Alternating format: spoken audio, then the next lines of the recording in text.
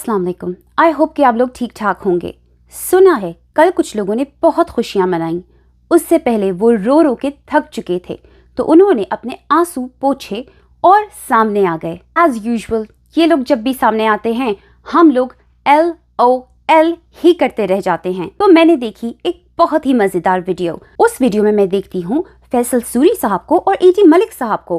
But wait, आप लोगों को साहब कहने पे बहुत एतराज होता है। So let me clear that up. मेरा चैनल, मेरी मर्जी, मैं जिसको भी साहब बोलूं। देखना है तो देखो, वरना यू नो व्हाट, अनसब्सक्राइब कर दो। That was a joke.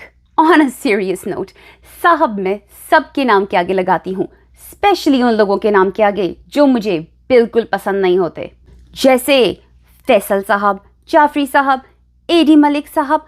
तो ओनली साहब जिनके नाम के आगे मैं साहब नहीं लगाती वो है मियाँ आसिफ। इसलिए क्योंकि मैं मियाँ आसिफ की आवाज़ में बोल सकती हूँ, लेकिन कभी कभी मियाँ आसिफ को भी मैं उठा के साहब की कैटेगरी में डाल देती हूँ और उनको बोलती हूँ मियाँ साहब। ओ, बिलाल साहब को तो मैं भूल ही गई। चलें, ये भी क्लियर हो गया। जो मुझे नहीं पसंद है उसके नाम के आगे साहब, फीमेल हुई तो उनके नाम के आगे साहिबा। दरअसल बात यह है कि मैं बहुत फॉर्मल टाइप की हूँ। जब मुझे कोई नहीं पसंद होता है तो मेरी फॉर्मेलिटी का लेवल और भी ज्यादा बढ़ जाता है। जो लोग मेरी तरह के हैं वो इस बात को फौरन समझ जाएंगे। मेरे दोस्त जो है ना, वो भी इस बात से थोड़ा सा डरते हैं जब मैं बेइंतहा तमीज से उनसे बात करने लगूं, क्योंकि दैट मीन्स मैं उनसे सख्त नाराज हूं। जब मेरा लेवल उनके लिए तुम से आप पे उतर आता है तो वो ये समझ जाते हैं कि ये बंदी मुझसे बहुत ज्यादा नाराज हुई भी है। आई होप कि आप लोगों की ये साहब वाली मिसअंडरस्टैंडिंग थोड़ी सी क्लियर हो गई होगी। तो बात हो रही थी कुछ लोगों की खुशियों की, जो शायद ये खुशियां कुछ ज्यादा ही जल्दी मना रहे हैं। वो दो लोग अकेले एक जंगल में खड़े हुए थे और बजाय ये डिस्कस करने के कि फैसल भाई यहाँ से निकलना कैसे है, AD भाई अगर शेर आ गया तो हम क्या करेंगे, वो लोग बैठ के डेंगू मच्छर और शबो रानी का केस डिस्कस कर रहे थे। इन्हें तो दूसरों की मिठाइयों की फिक्र थी, उल्टियों की फिक्र थी, आसपास से गाड़ियों की भी आवाजें आ रही थी। बजाय इसके कि अपनी जान बचाएं, किसी गाड़ी को रोक के हेल्प मांगें, ये दोनों जो हैं वो तो अपनी बातों में ही मसरूफ थे। और आपको पता है डिस्कशन क्या हो रही थी? डिस्कशन हो रही थी सजाए मौत के बारे में, मोहब्बत के बारे में, जबकि जंगल का शेर कहीं से भी आ सकता था। मुझे तो थोड़ी देर के लिए लगा कि ये दोनों पागल ही हो चुके हैं। पता नहीं कौन कौन सी सजाएं डिस्कस कर रहे थे। साथ रहने की सजा, खुशी की सजा, जीवन साथी होने की सजा, मोहब्बत की सजा। लव स्टोरीज के बादशाह हैं ये दोनों। सारी दुनिया की मोहब्बतें इन दोनों से शुरू और इन्हीं दोनों पे खत्म है भाई। अचानक से दोनों में से एक जंगल में खो जाने और शायद शौक की वजह से सब्जी वाला बन जाता है। उसे लगता है कि सब्जी वाला बन के अगर वो बोलेगा हरी मिर्चें, साग, पालक, 2 रुपए 2 रुपए 2 रुपए, तो जंगल का शेर कंफ्यूज हो जाएगा। तो शायद अपना इरादा ही बदल दे कि छोड़ो यार, सब्जी वाले को कौन खाए, आज तो मूड 2 फेमस यूट्यूबर्स को खाने का था। ये तो बेचारा एक पुअर सब्जी वाला है, इसको जाने देते हैं। इन मुबैना सब्जी वाले को न जाने क्यों लगता है कि जंगल का शेर बेवकूफ है। भाई ये आजकल का शेर है, इसको भी रेट्स पता है। इसे भी पता है कि सब्जी जो है वो 2 रुपए 2 रुपए 2 रुपए की नहीं मिलती। बजाय अपनी जान बचा के भागने के, ये दोनों वहां खड़े खड़े MLO डिस्कस करने लगते हैं कि MLO कभी नहीं होगा, अदालत ने फैसला दे दिया है। अरे भाई, अदालत जिस MLO की बात कर रही है वो MLO सिर्फ सस्पेंड हुआ है। इस बीच पीछे से पुलिस सायरन की भी आवाजें आती हैं, लेकिन मजाल है ये दोनों अपनी जगह से हिले हों। निडर, बहादुर और इंतहाई बेवकूफ लड़के अपनी जान की फिक्र करे बगैर शेर के खौफ से बिल्कुल बेखबर किसी की शेरवानी डिस्कस करने लगते हैं। बाय द वे, इन दोनों को शेरवानी से क्या मसला है? एक बात तो लेकिन पक्की है, जिन साहब की शेरवानी ये दोनों डिस्कस कर रहे थे उन साहब से इन दोनों को बहुत ज्यादा मोहब्बत है। आपको पता है ये उन साहब की कितनी ज्यादा केयर करते हैं कि उन साहब को गर्मी लगती होगी शेरवानी में, उन साहब के पसीने टप टप टप टप बहते होंगे। सोचने वाली बात है, जंगल में तरह तरह के खतरे हैं। शेर, चीते, जहरीले सांप उन सब को इग्नोर किया हुआ है। पीछे से सायरन की आवाज़ें आ रही हैं, गाड़ियों के हॉर्न सुनाई दे रहे हैं, मोटरसाइकिलों की आवाज़ें आ रही हैं। मजाल है कि इन लोगों को फिक्र हो कि किसी को बोलें हेलो हम यहाँ हैं, हमारी हेल्प कर दो। ना भाई ना, ये दोनों अपनी जगह पे सुन खड़े रहे और उन शेरवानी वाले भाई साहब की परेशानी के अंदर डूबते चले गए। कितने केयरिंग है ना ये दोनों, हाउ स्वीट ऑफ देम। फिर ना पूछें कि क्या हुआ। आई थिंक कि सदमा इतना गहरा था कि दोनों में से एक नौजवान अचानक से खड़े खड़े सल्यूट्स मारने लगा और दूसरा नौजवान उसको देख के हंसने लगा, उसकी बत्तीसी ही अंदर ना हो। बस भाई, इसके आगे तो देखने की हिम्मत ही नहीं हुई।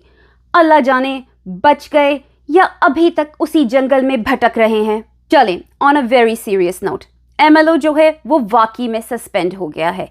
सस्पेंड का मतलब ये नहीं है कि वो रिजेक्ट हो गया है, सस्पेंड का मतलब ये है कि वो ऑन होल्ड है। कल जब मैं अपनी वीडियो में एमएलओ एक्सप्लेन कर रही थी तो एमएलओ एक्सप्लेन करने के लिए मुझे थोड़ी सी रिसर्च करनी पड़ी उसके ऊपर। Well, the research made me realise कि एमएलओ प्रोसेस जो है वो एक काफ़ी पेनफुल प्रोसेस है। एक्सप्लेन करना ही मेरे लिए काफ़ी पेनफुल था। तो आप सोचें जो एमएलओ से गुजरेगा उसके लिए ये प्रोसेस कितना पेनफुल होगा। एमएलओ जो होता है वो होता है रेप किट। यस, एक रेप विक्टिम का रेप किट एक सर्टेन टाइम के अंदर अंदर हो जाना चाहिए। उसके बाद उसके अंदर जो एविडेंस निकलता है वो इतना ज़्यादा सब्सटेंशियल नहीं होता, इतना ज़्यादा यूजफुल नहीं होता।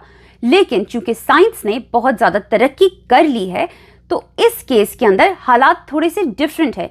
इस केस के अंदर फाइंडिंग्स भी थोड़ी सी डिफरेंट हो सकती हैं। अच्छा, कुछ रेप विक्टिम्स जिनके बारे में मैंने रिसर्च में पढ़ा, उनका कहना ये था कि एक रेप किट यानी एक एमएलओ से गुजरना किसी भी विक्टिम के लिए काफ़ी ज़्यादा पेनफुल होता है। As a woman I can understand it, कोई भी इस चीज़ से नहीं गुजरना चाहेगा। उनका कहना यह था कि एक रेप किट से गुजरना वैसे ही है जैसे आपका फिर से रेप हो गया हो। कुछ का कहना यह था कि पाकिस्तान में डॉक्टर्स ऐसे हैं जो कि आपको बाकायदा एम्बैरस करते हैं, आपसे ऐसी लैंग्वेज यूज़ करते हैं जिससे आपको शर्मिंदगी महसूस होती है। और किसी भी विक्टिम को, किसी भी रेप विक्टिम को डॉक्टर्स बाकायदा शर्मिंदा करें ऐसी ज़बान यूज़ करके, ऐसी लैंग्वेज यूज़ करके, दैट्स रिडिकुलस। उनका आगे ये भी कहना था कि हमें ना सिर्फ शर्मिंदगी डॉक्टर्स के सामने फेस होती है, जब हमारे रिजल्ट्स कोर्ट में आते हैं तो हमें वकीलों के सामने उनके सवालात का जवाब देते हुए भी शर्मिंदगी महसूस होती है। तो हमें इस सिस्टम को थोड़ा सा चेंज करना पड़ेगा, हमें अपने विक्टिम्स के साथ सेंसिटिविटी के साथ पेश आना पड़ेगा। अब मैं आती हूँ हमारी विक्टिम की टुवर्ड्स। हमारी विक्टिम जो है एक माइनर बच्ची है। अब यहाँ पर आप लोग इस बात पे ज़रा गौर फरमाइए कि मैं जो हूँ ये चीज़ स्ट्रेस करके कहना चाहती हूँ कि सेंसिटिविटी हर रेप विक्टिम के साथ होनी चाहिए। मैं ये नहीं कह रही कि क्योंकि हमारी विक्टिम जो है वो माइनर बच्ची है कि उसके साथ सेंसिटिविटी अपनानी चाहिए, बल्कि मैं ये स्ट्रेस कर रही हूँ कि हर विक्टिम के साथ सेंसिटिविटी के साथ काम करना चाहिए, डॉक्टर्स को भी, अदालत को भी और वकीलों को भी। अब मैं आती हूँ हमारी विक्टिम के टुवर्ड्स। हमारी विक्टिम के साथ I am pretty sure doctors, court, lawyers, police, सब लोग बहुत ही ज़्यादा सेंसिटिविटी के साथ काम लेंगे, क्योंकि फर्स्ट ऑफ ऑल ये एक बहुत ही हाई प्रोफाइल केस है और सेकेंडली वो बच्ची एक माइनर बच्ची है, तो इस वजह से उसका बहुत ही ज़्यादा ख्याल रखा जाएगा।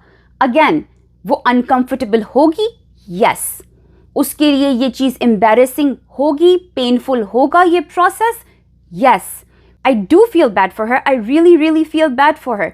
आई विश कि कोई और तरीका होता इन दफात को प्रूव करने का ताकि उन मुजरिमों को उनकी सज़ा मिल सके, लेकिन अनफॉर्चुनेटली आई डोंट थिंक कि कोई और तरीका है। अगर कोई और तरीका होता तो I am pretty damn sure कि जिब्रान नासिर साहब और उस बच्ची के वालिद जो हैं वो कभी भी एक माइनर छोटी मासूम बच्ची को इतने पेनफुल प्रोसेस से ना गुजरवाते। तो आप लोगों के लिए ये अंडरस्टैंड करना बहुत ज़रूरी है कि अगर वो इस प्रोसेस से उसे गुजरवा रहे हैं जो मैंने अभी आपको एक्सप्लेन किया, जो कि इतना ज़्यादा पेनफुल है, तो उसकी कोई रीज़न है, उसकी कोई वजह है, क्योंकि और कोई रास्ता नहीं है इन दफात को प्रूव करने का। वेल, वो क्या कहें, मैं क्या कहूँ, और लोग क्या कहें, does it really matter? No it doesn't.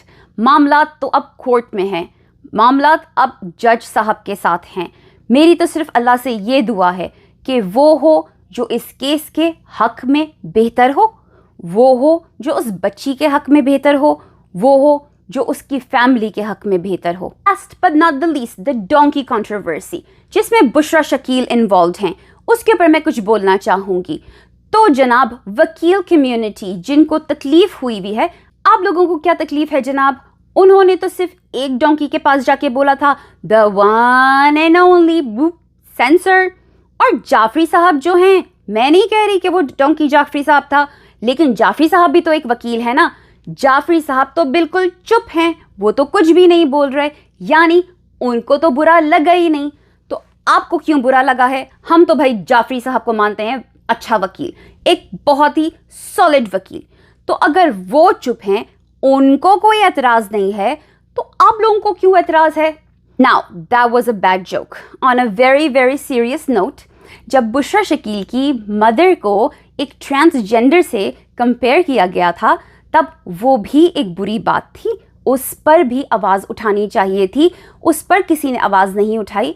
Bushra Shakeel जो कि बहुत एक स्ट्रॉन्ग किस्म की लेडी हैं, जिनको मैंने आज तक कभी भी किसी भी बात पे ना ही शर्मिंदा होते हुए देखा, ना ही कभी किसी बात पे घबराते हुए देखा, ना परेशान देखा। ऑफ कैमरा शायद वो होती होंगी, लेकिन ऑन कैमरा मैंने हमेशा उनकी पर्सनालिटी बड़ी स्ट्रॉन्ग देखी।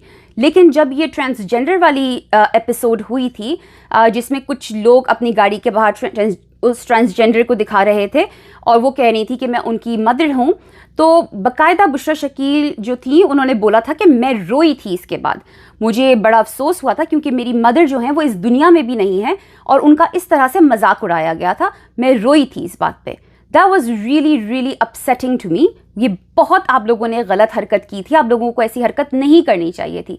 तो अगर उन्होंने रिटेलिएट करके, उन्हें भी एक मौका मिला, उन्होंने रिटेलिएट किया और आपके साथ इस तरह की कोई चीज़ की है, तो आई अप्रिशिएट इट कि आप लोग चुप बैठे हैं। आप चुप बैठे हुए हैं, आपने कुछ नहीं कहा, लेकिन आपके कुछ भाई हैं, आपकी कुछ बहनें हैं जो कि बुशरा शकील को बहुत कुछ बोल रही हैं और उन्हें ऐसा नहीं बोलना चाहिए।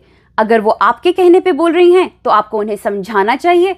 अगर वो आपके कहने पे नहीं बोल रहे हैं तो उन्हें खुद ये बात समझनी चाहिए कि this is kind of like a personal matter between the two of you, और उन्हें अपनी नाकें जो है वो इस चीज़ से ज़रा बाहर निकाल लेनी चाहिए, क्योंकि शुरुआत जो है वो आपने की थी, बुशरा शकील ने नहीं की थी। अगेन, मैं यहाँ पे किसी की साइड नहीं ले रही हूँ, मैं सिर्फ एक ऑब्जर्वर के तौर पे बता रही हूँ कि यहाँ पे गलती कहाँ से शुरू हुई है। प्लीज़, मुझे पार्टी बनाने की ज़रूरत नहीं है, मुझे ग्रुप का हिस्सा बनाने की ज़रूरत नहीं है, मैं सिर्फ एक ऑब्जर्वेशन के तौर पे एक बात बता रही हूँ। On that note, I am gonna go now. Take care, अल्लाह हाफिज़ एंड फ़ी अमान अल्लाह।